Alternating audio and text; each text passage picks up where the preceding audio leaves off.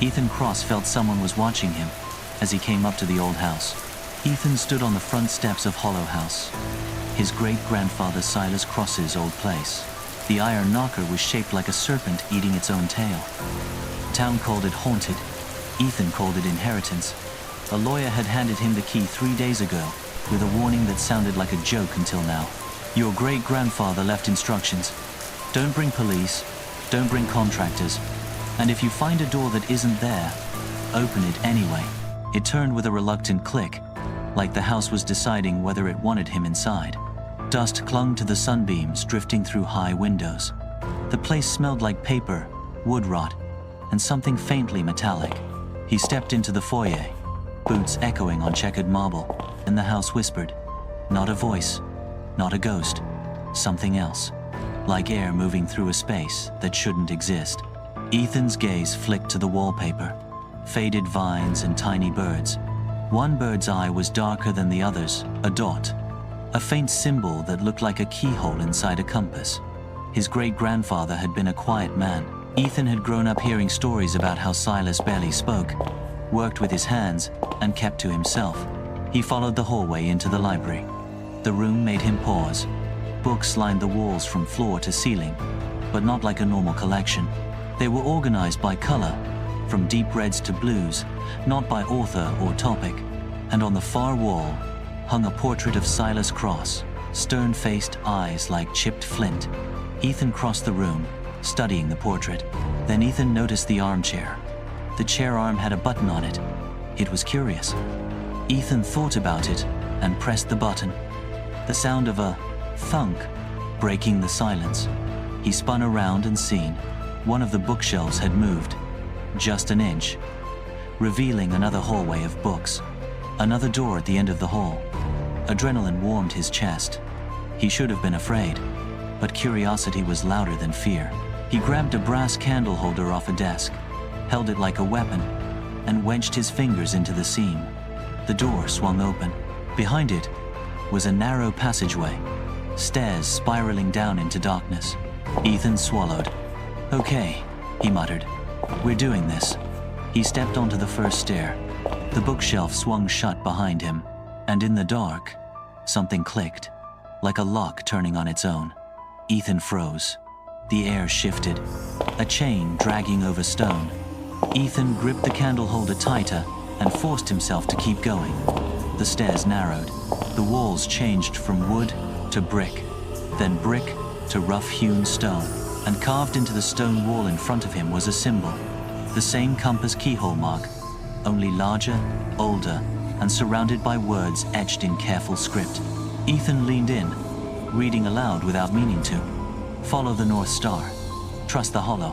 A low, distant thud, like something heavy shifting deep in the house. Ethan backed up instinctively, but the stairway behind him was now sealed off. He stared and thought. He realized Hollow House just decided something. He wasn't leaving until the house was finished with him. Ethan ran back towards where the stairs should have been. Now a locked door, no hidden latch. Tunnel stretched in both directions, like the artery of something alive.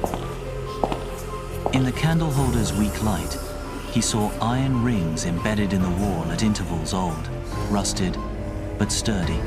Chains had been here. He took a step forward. The air thickened as he moved, stale, heavy with history. He hated how quiet it was, as if the house was holding its breath to hear him. The tunnel ended at a wooden door reinforced with iron bands. A rusted sliding bolt barred it from this side. Ethan slid the bolt. The metal shrieked loud enough to raise goosebumps. Not a cellar, not a storage space. A chapel, small wooden benches, a cracked lectern, a faded quilt hung like a curtain at the back. And on the wall, painted so faintly, it almost didn't exist, a star, white against dark blue, the North Star. Ethan stepped in, swept the candlelight across the room, and his stomach tightened. Scratches, hundreds of them. He knelt beside the lectern. There was a Bible, old and swollen from moisture. Its leather cover was carved with that same compass keyhole symbol. Ethan opened it carefully. The pages were filled with underlined verses, but also notes in the margins, in different handwriting, and tucked between Psalms and Proverbs was a thin piece of metal, a key. Not the brass house key he'd been given. This was iron, handmade, rough, with a triangular bit like it belonged to a very old lock. Ethan's fingers trembled as he held it up. He wasn't a historian. He wasn't an archaeologist. Evidence. Real, undeniable evidence that people had been hidden here. A soft sound behind him. Not much. Just enough. He stared. A draft moved through the room, carrying the faintest whisper of something human. A word? A breath? Ethan's mouth went dry. He stepped toward the curtain, and then the floor under him dropped. A trapdoor snapped open and Ethan fell. The candle holder rolled across the floor, clanging before it stopped. Pain gone through his shoulder, but adrenaline shoved it aside. Ethan scrambled to his feet. He was underground, deeper than before. The chamber around him was circular, its walls reinforced with brick and timber beams blackened by old smoke. Lantern hooks lined the wall. Above him, the trapdoor slammed shut. Then came the sound. Footsteps. Not rushing, not sneaking. Measured. The door behind Ethan opened up. A voice echoed, low and worn. Still works. Ethan's heart slammed against his ribs. Ethan hid behind a pile of boxes as a lantern flared to life across the room. Someone had lit it. A man stepped into view. Older, gray-bearded, carrying himself like someone who knew this place intimately. He wasn't armed, but his eyes were sharp. "You must be Silas's blood," the man said. "Took you long enough. Who are you?" "Name's Walter Finch," the man replied. "Caretaker. Or I was. Your great-grandfather trusted me to keep the house quiet."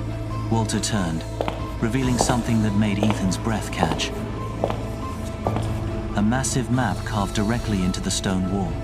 Lines branched outward from Hollow House, tunnels spreading like veins. Each line ended with symbols: barns, churches, mills, homes. Walter led Ethan through a narrow corridor concealed behind a rotating wall panel. As they moved, Walter pressed bricks, slid beams, twisted iron pegs. The house responded. They emerged into a tunnel wide enough to walk upright. Alcoves lined the sides, each holding artifacts. Shoes worn thin, a child's wooden horse. "They left things behind," Walter said quietly. Silas said objects remember better than people. Ethan lunged forward as iron spikes slammed up behind him, narrowly missing his legs. "Trap?" Ethan gasped. Ethan's skin crawled. "You mean slave catchers?" Walter stopped walking. "No," he said. "Worse." He pointed to a faded symbol carved into the wall, a broken chain wrapped around a snake. "It's a door," Walter said. "They found back in 1859. Ethan swallowed. "What happened?" Walter's eyes hardened. "They reached a chamber larger than the others, reinforced like a bunker. They found iron doors lined the walls. Cells, but not prisons. I heard that Silas ran an underground railroad," Walter said. "Each door opened from the inside." Walter opened one. Inside was a bed, shelves, and carving scratched into the walls. "This was where they rested," Walter said. "He fed them, hid them, moved them." Ethan clenched his fists. He was risking everything. Walter nodded. Silas Cross was declared a coward by this town. Said he never fought, never joined causes. A U.S. Marshal's badge. He was one, Walter said. Unofficial, unrecorded.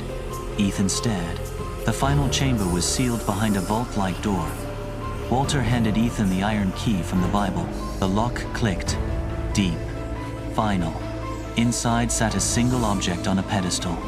A small, iron-bound journal. Ethan opened the journal. Names, roots, symbols, but also confessions. "I have blood on my hands." Ethan's chest tightened as Walter read the final page. "If they find this place, they must never know who stopped them. This house wasn't just protection," he whispered. "It was a weapon." Sirens wailed above. Walter stiffened. "Someone followed you." The house shuddered, hidden mechanisms engaging. Walls shifted, doors sealed, smoke vents opened. The failsafe. Walter said. Silas designed it to erase everything. Ethan looked back at the journal. History was about to disappear again. He grabbed it. No, he said. He hid it because he had to. As fire roared through false tunnels and stone collapsed behind them, Ethan burst through a hidden exit into the woods behind the house. Hollow House burned, but only the parts meant to be seen. The real structure vanished underground, sealed forever. Months later, Ethan stood in a museum gallery, watching people stare at an exhibit titled The House of Hollow Keys, The Man Who Moved the North Star. Silas Cross's portrait hung at the center, not as a ghost, not as a coward, but as a legend. Ethan smiled faintly. He wanted freedom remembered, not himself. Walter nodded. As the lights dimmed, Ethan felt something in his pocket.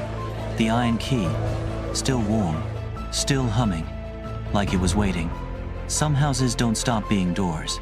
They just wait for the next person brave enough to open them.